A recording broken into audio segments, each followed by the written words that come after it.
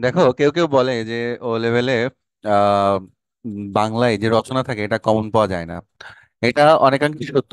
তবে এখানে আরো কথা আছে, সেটা হলো কমন না পাওয়া গেলেও আমরা যদি ভালো একটা আইডিয়া রাখতে পারি তাহলে কিন্তু ওই অনুসারে আমরা যদি পড়তে পারি বা প্র্যাকটিস করতে পারি তাহলে আমরা আমরা খুব সুন্দর একটা রচনা লিখে দিয়ে আসতে পারি। আর রচনাটা অনেক অনেক বেশি ইম্পর্ট্যান্ট। কারণ তুমি যদি এখানে ভালো রেজাল্ট করতে চাও, মানে এই স্টার পেতে চাও, অবশ্যই তোমাকে রচনা ভালো লিখতে হবে। কারণ এখানে দেখো, এখানে মার্কস থাকে 60, মানে 200 মার্কের মধ্যে, টোটাল 200 মার্কের মধ্যে এই রচনাতেই থাকে 60। তো এটার ইম্পর্টেন্ট সব থেকে বেশি। তো হ্যালো এভরিওয়ান, আজকে বাংলা স্কুলে সবাইকে স্বাগত জানাই। আজকে মূলত আমরা দেখব যে ও লেভেলে কিরকম রচনা আসে। পরবর্তীতে রচনা নিয়ে আমার আরো অনেক ক্লাস থাকবে, কিন্তু আজকে আমরা দেখব যে রচনার প্যাটার্নটা কিরকম, কি কি ধরনের রচনা থাকে। তো শুরুতেই দেখো, এখানে 2023 সালের, মানে গত বছরের আর কি, গত বছরের রচনা দিয়ে শুরু করি। দেখো, এখানে তিনটা রচনা আসে। এটা প্রথমে বলি, এটা first paper. First paper section B. Section B তে এই 60 মার্কস থাকে। এখানে বলে যে 200 মার্কের, কিন্তু এটা একটু বেশি করে লিখতে হয় বা লেখা উচিত। আর দেখো যে এখানে তিনটা রচনা থাকে, যে কোনো একটি বিষয়ে প্রায় 200 শব্দে রচনা লেখো, তাই না? তো তিনটা রচনা কিরকম আসে দেখি। দেখো, এখানে আছে, তুমি ভবিষ্যতে জীবনে কি হতে চাও এবং তার জন্য কিভাবে নিজেকে প্রস্তুত করা উচিত। মানে ইংলিশে বললে এটা এইম ইন লাইফ, তোমার জীবনের লক্ষ্য আর কি। বন্ধুদের সাথে জীবনের প্রথম বনভোজনের অভিজ্ঞতা। বাহ, কি সুন্দর। বন্যপ্রাণী সংরক্ষণের প্রয়োজনীয়তা, একটা বিষয় আমার আসলে খুব ভালো লাগে যে ও লেভেলের রচনাগুলো এমন, মানে কিউট বা সুন্দর, যে এটাতে তুমি বইয়ের পর পৃষ্ঠার পর পৃষ্ঠা মুখস্থ করে ফেলো, লাভ হবে না। কিন্তু তুমি যদি একটু লেখার অভ্যাস করো, সুন্দর সুন্দর শব্দ দিয়ে বা নিজের মনের মতো করে আস্তে আস্তে করে লেখার একটা অভ্যাস করো, এই অভ্যাসই তোমাকে কিন্তু অনেক ভালো করাবে ও লেভেলে। কারণ এখানে আসলে ওইরকম মুখস্থর খুব একটা যে সুযোগ আছে তা না। এখানে তুমি সারা জীবন ধরে যা পড়েছো, যা শিখেছো, সেটারই অ্যাপ্লিকেশনটা করতে হয় এখানে। তো প্রথম রচনাটাই দেখো, যে এখানে আমরা আমরা যারা বাংলা মিডিয়ামে পড়েছি, যে ছোটবেলা থেকে আমরা পড়েছি তোমার জীবনের লক্ষ্য, ওইভাবেই কিন্তু এখানে দেখো প্রশ্ন করেছে বা একটু অন্যভাবে। ও লেভেলের বিষয়টাই হলো একটু অন্যভাবে, তাই না? যেটা তোমরা, আমরা যেটা পড়েছি ছোটবেলায় বা বড় হয়েও পড়েছি রচনা বিভিন্ন সময়, যে তো সময়ের মূল্য, তোমার জীবনের লক্ষ্য, এরকম না, এখানে একটু অন্যভাবে। তো এটা আমার খুব ভালো লাগে। দেখো নিচেরটা আবার দেখো, বনভোজনের অভিজ্ঞতা, মানে তুমি রিসেন্টলি বা অন্য একটা সময়ে বন্ধুদের সাথে জীবনে তুমি কি প্রথম বনভোজন, মানে কি একটা জায়গায় পিকনিকে গেছিলে, তাই না? সেখানে তোমার যে এক্সপিরিয়েন্স, সেটাই তোমাকে শেয়ার করতে হবে। আচ্ছা, এই রচনার মধ্যে কি কি থাকে বা এটা নিয়ে আরো পরে অনেক ক্লাস থাকবে বা ডিটেলস অন্য ক্লাসে বলবো। আজকে আমরা শুধু দেখবো প্যাটার্নটা। আর এখানে বন্যপ্রাণী সংরক্ষণের প্রয়োজনীয়তা, এইটা একটু অপেক্ষাকৃত কম্পারেবলি এই অন্য দুইটা থেকে এটা একটু কঠিন। কিন্তু এটা লেখা যাবে না তা না, কিন্তু এটাও লেখা যাবে। তবে এখানে অনেক ইনফরমেশন জানতে হবে। আর এই দুটো সহজ, তার মানে বলতে পারি যে রচনা কিন্তু সহজেই আসে, ঠিক আছে।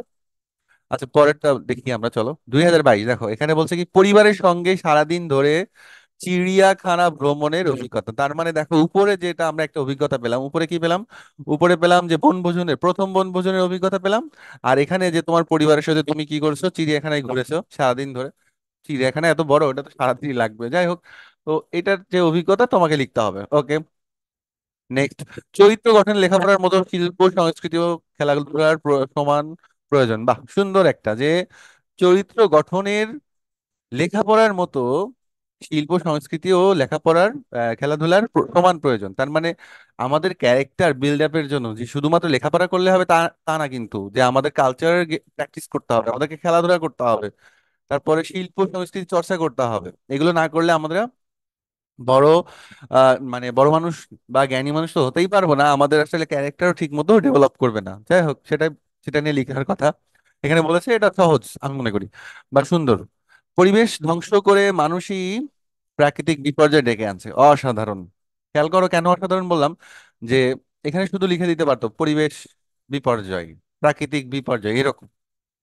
আর তোমরা এটা জেনে রাখো যে ও লেভেলে আমি দেখেছি এই প্রকৃতির পরিবেশ নিয়ে কিন্তু, মানে রচনা হোক বা যেটাই হোক, এরকম কিছু একটা দিয়ে দেয়। তো তোমরা এইটা একটু মাথায় রাখবা।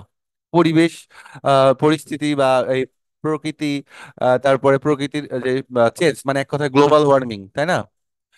এই বিষয়গুলো তোমাদেরকে মাথায় রাখতে হবে, এটা যে কোনো ভাবে না যে কোনো ওয়েতেই তোমাদের এটা লিখতে হতে পারে, যে কোনো জায়গায়। তো এটা ভালো ছিল। পরে দেখি, চলো। তোমার জীবনের স্বপ্ন অসাধারণ। তোমার দেশের পোশাক শিল্প বিদ্যুৎ উৎপাদনে নবায়নযোগ্য শক্তির ব্যবহার, বাহ।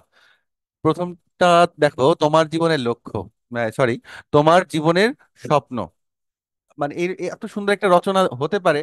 আসলে এটা ও লেভেল না দেখলে আসলে কল্পনা করা যায় না। কারণ তুমি যদি বাংলা মিডিয়ামের সমস্ত বই তন্ন তন্ন করে খোঁজো, এরকম রচনা তুমি পাবে না কোথাও, কোথাও পাবে না।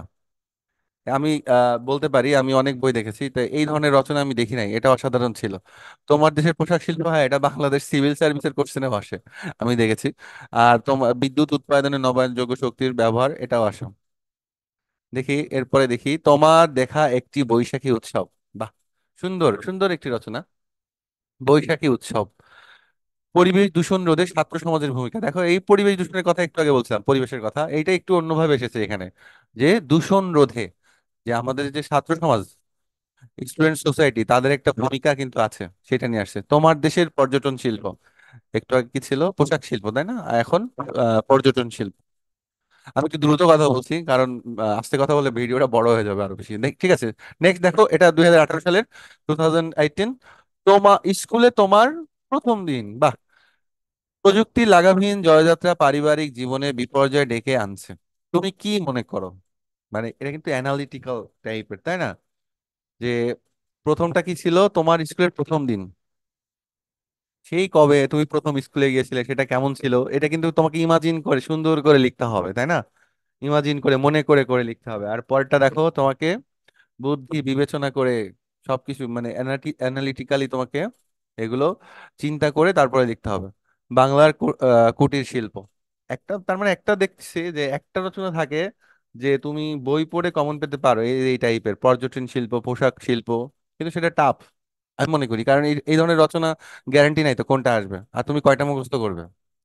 তার থেকে বরং আমার সাজেশন যে তুমি লেখার অভ্যাস করো।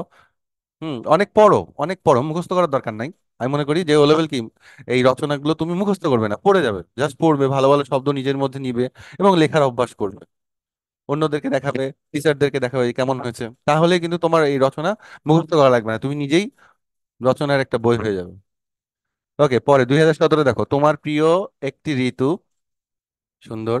বৈদ্যুতিন খেলার নেশা স্কুল পড়ুয়াদের সবচেয়ে বেশি ক্ষতি করছে, তোমার কি মত? মানে এটা কি ভিডিও গেমসের কথা বলছে মনে হয়। আগেরটা ছিল কি? আগেরটা ছিল যে প্রযুক্তির লাগামহীন জয়যাত্রা পারিবারিক জীবনে বিপর্যয় ডেকে আনছে। তুমি কি মনে করো প্রযুক্তির পারিবারিক জীবন, আচ্ছা, মানে এখানে এই যে প্রযুক্তি টেকনোলজির কারণে আমাদের মানুষের মাঝে একটা বিচ্ছিন্নতাবাদ চলে আসছে, যে আমরা একে অন্যের থেকে আলাদা হয়ে যাচ্ছি, এই ধরনের কিছু। আর এখানে বলছে যে এই যে ভিডিও গেমস যারা খেলে বা এই টাইপের, যে আমাদের যে স্টুডেন্টদের অনেক ক্ষতি হচ্ছে, হ্যাঁ এটা সত্য। এটা নিয়ে আর কি মতামত জানতে চাই। ছাত্র জীবনে বন্ধুত্বের প্রয়োজনীয়তা, বাহ। সুন্দর একটি রচনা এটাও, আমি মনে করি। কারণ ছাত্র জীবনে মূলত আমরা পড়াশোনা করি, কিন্তু আমাদের বন্ধুত্বের প্রয়োজনীয়তা সবচেয়ে বেশি, তাই না?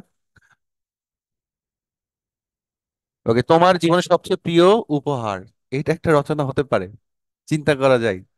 যে আগে ছিল কি, যে তোমার জীবনের স্বপ্ন, আর এটা কি প্রিয় উপহার, এটা নিয়ে যে একটা রচনা হতে পারে, এটা আসলে ও লেভেল না দেখলে আসলে অবাকই হতে হয়।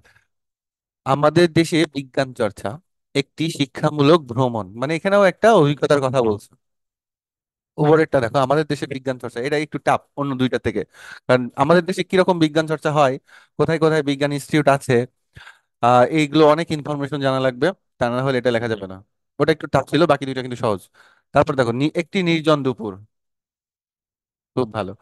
আমাদের জীবনে বাংলা ভাষা ও সংস্কৃতির গুরুত্ব, এটাও খুব সুন্দর। আমাদের স্কুলের পর্যায়ে শিক্ষাক্রমে খেলাধুলা কি বাধ্যতামূলক হওয়া উচিত? অবশ্যই, আলোচনা করো। দারুণ দারুণ। 2015 গেল, 2015, 2000, মনে হচ্ছে টাইম ট্রাভেল করতেছি, হ্যাঁ। আস্তে আস্তে মানে ব্যাক ডেট গুলোতে যাচ্ছি, অসাধারণ। 2014 সালের, এই যে 2014 সালে, তখন আমি ইউনিভার্সিটি স্টুডেন্ট ছিলাম, মনে পড়ে যাচ্ছে সব ঘটনা। আচ্ছা, যাই হোক, তারপর দেখি আমরা লাস্ট, একটি বর্ষণমুখর সন্ধ্যা, বিজ্ঞানের অপর প্রয়োগ, তোমার দেখা একটি বইমেলা, অসাধারণ রচনা। আমি মনে করি যে যেটা আমরা বুঝলাম আর কি, আমি যেটা বুঝলাম, যে আমি আগেই দেখেছি, তারপরে তোমাদেরকে বলি যে আমি যেটা বুঝলাম যে রচনা দুইটা খুব সহজ থাকে, খুব সহজ না বলতে মানে খুব সহজ না, মানে মোটামুটি সহজ থাকে বা লেখার মতো। আরেকটা রচনা থেকে একটু কঠিন, যেটা তোমাকে অনেক বেশি জানতে হবে, অনেক ইনফরমেশন জানতে হবে, তা না হলে ওটা লেখা যাবে না। কিন্তু রচনা তুমি চাইলেই তোমার নিজের মধ্যে একটা অভ্যাস তৈরি করবে। আমি মনে করি আমার একটা সাজেশন থাকবে যে তোমরা একটা নিজেদের মধ্যে একটা অভ্যাস তৈরি করবে রচনা লেখার জন্য, যে তুমি রচনা মুখস্থ করবে না, কিন্তু পড়বে। পড়তে পড়তে নিজেই তুমি রচনার একটা বই হয়ে যাবে, তখন যে রচনা আসুক না কেন তুমি কিন্তু এটা মুখস্থ করবে, মানে তুমি এটা লিখে দিতে পারবে। তো এটাই ছিল আমার আজকের ক্লাস বা ভিডিও, যেটাই বলতে পারো। ভালো থেকো সবাই, আবার দেখা হবে নেক্সট ক্লাসে, বাই।